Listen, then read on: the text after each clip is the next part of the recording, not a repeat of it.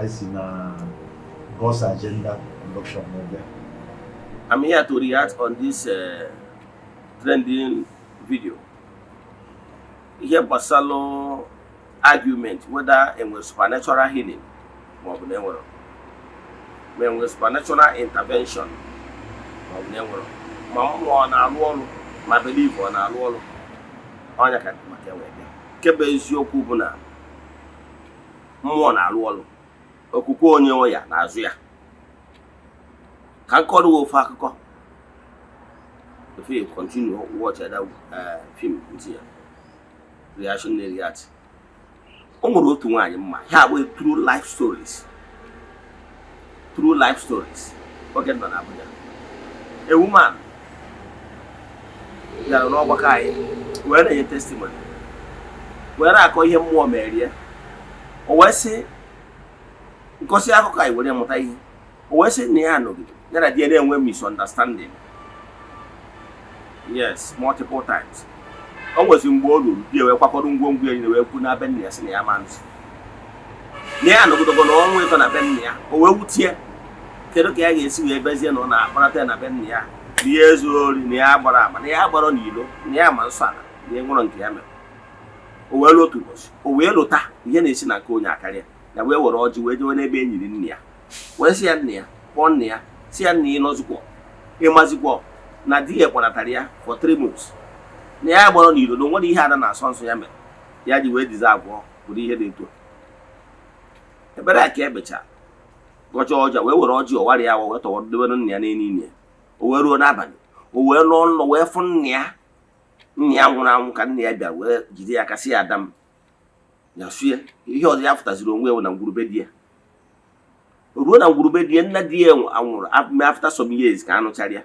na ya dị surprise na nla nwa nne ya wee kpọọ nne ya di ya afọ ọ na-akpọ ya mgbe ọ dị ndụ maasị na afụzie ka nna di ya si n'ime ụlọ na-apụta wee sị ya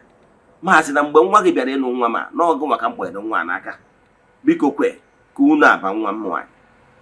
ya bụrụ oge ya n'ezi anya ọ bụrụ na ọ na nlọ ya teta ọ bụrụ na ọ na nlọ mana ihe dị ya surprise after 1 month ya lọchara nla ya nọbe ha moto drive in ọ bụrụ di ya gbagide na-enye ọsị ya nwaanyị ya bute ngwongwo ka a nachiga Abuja ya bụ true life story so mgbe ha nachigazi na Abuja wee chụwazie di ekiri ihe mere di ya wee na-asị ya na some weeks ago na ya nọ na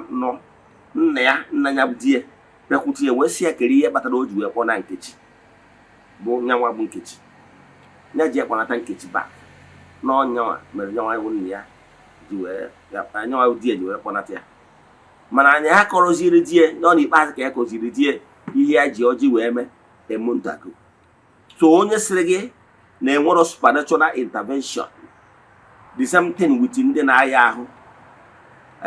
arụ ha gba karịa onye ọbụla dọkịta ike gwụgwuzie dọkịta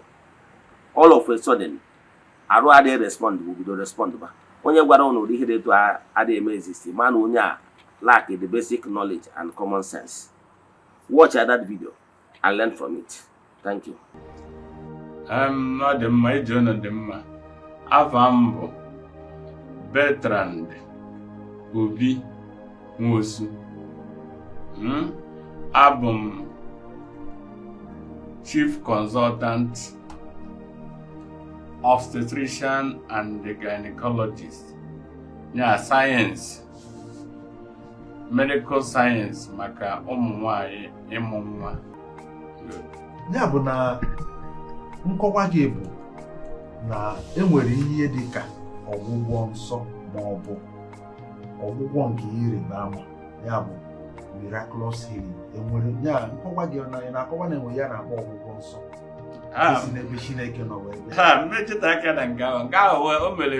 omenala ka ọ bụ enwere ọgwụgwọ nsọ that is ife a na-akpọ miracle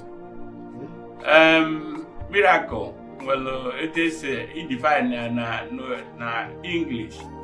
not supernatural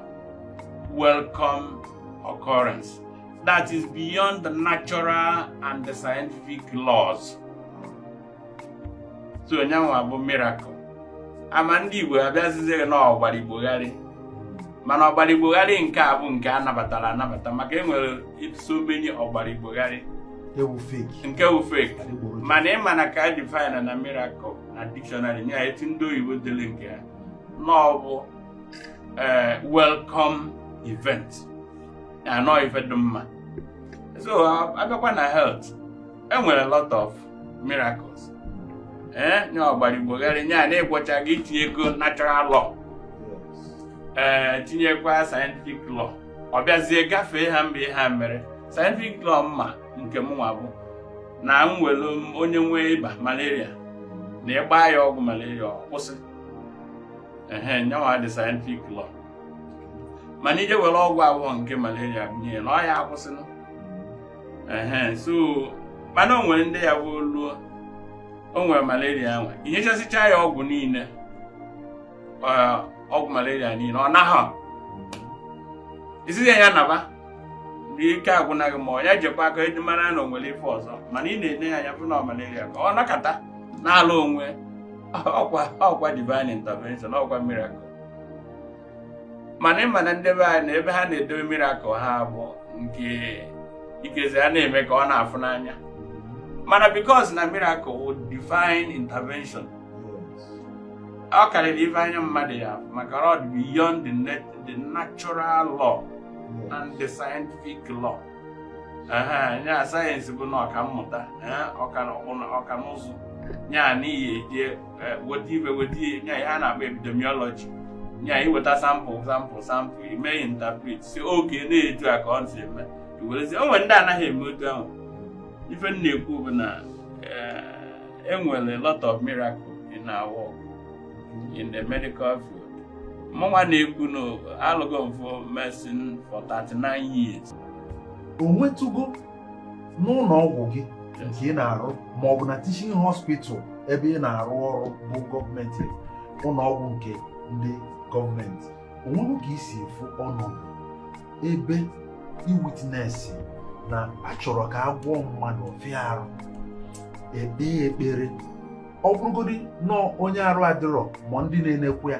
ma ọ bụ na akpọtara onye pastọ ma ọ bụ onye ụkọchukwu ma ọ bụ reverend father ifo ka esi ekpe ekpere ibezi word round ịchọpụta na arụ a na speed of this healing is too much and na ihe a na aka Chineke dị ya ihe awụọ n'ọma healing inwego such experience personally. I'm not going such experience rinnekwu mana ihe gbasara miracle ihe eje documentary mana ihe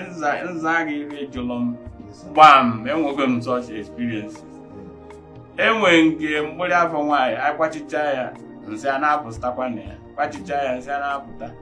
ọnya mazi etu o si ebe anyị ma ọnọdụ wọnda efụkwa na msi na-ahazi apụta